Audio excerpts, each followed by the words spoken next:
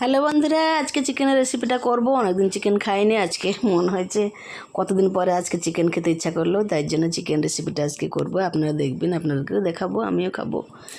এই যে ফার্স্টে আলুটা কেটে নিয়েছি, আলুটা কেটে কড়াইতে তেল দিয়েছি, তেল দিয়ে তেলটা গরম হয়েছে, এবার আলুটা বসিয়েছি আমি।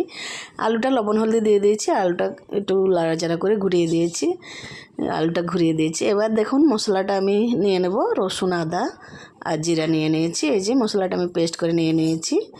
হ্যাঁ, এবার দেখো আমি চিকেনটা ধুয়ে নিয়ে এসেছি। চিকেনটা ধুয়ে নিয়ে এসে এবার দেখো আমি পেঁয়াজ, কাঁচা লঙ্কা আর মশলাটা দিয়ে দিয়েছি, আর লবণ দিয়েছি, হলদি দিয়ে দিয়েছি। হ্যাঁ, হলদি দিয়ে এবার কাশ্মীর লঙ্কা গুঁড়া দিয়ে দিচ্ছি। এবার একটু দই দিয়েছি, টক দই দিয়েছি। হ্যাঁ, এই যে এবার কাঁচা সরষের তেল দিয়ে দিচ্ছি। কাঁচা সরষের তেল দিয়ে এবার মেখে নেব, সবগুলো ভালো করে মেখে নেব। এই যে আমার মাখা হয়ে গেছে কমপ্লিট। যে আমি এবার মেখে এবার ঘুরিয়ে দেব। এদিকে আমার আলুটা কষা হয়ে গেছে, ভাজা হয়ে গেছে। যে আলুটা ভালো করে ভেজে নিয়েছি, আলুটা নিয়ে নিচ্ছি। আলুটা নিয়ে নিয়েছি, সেই কড়াইতে আর অল্প তেল দিয়েছি। তেল দিয়ে এবার কড়াইতে একটু চিনি দিয়েছি কালার হওয়ার জন্যে। চিনি দিয়ে এবার জিরা আর তেজপাতা দিয়ে দিয়েছি।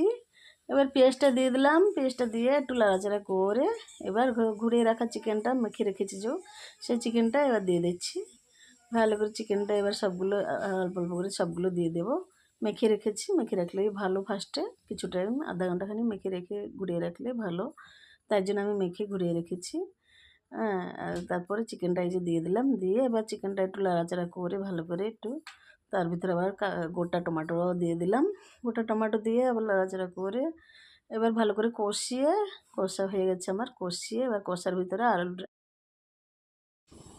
এবার কষাটা ভালো করে এই যে আলুটাও দিয়ে দিয়েছি কষতে। এবার ভালো করে আলু শুদ্ধ কষিয়ে এবার পরিমাণ মতন জল দিয়ে দেবো।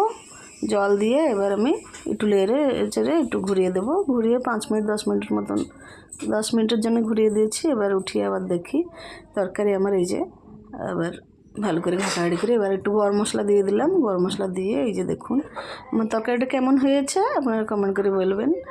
এই যে লাল লাল পুরো ঝাল ঝাল।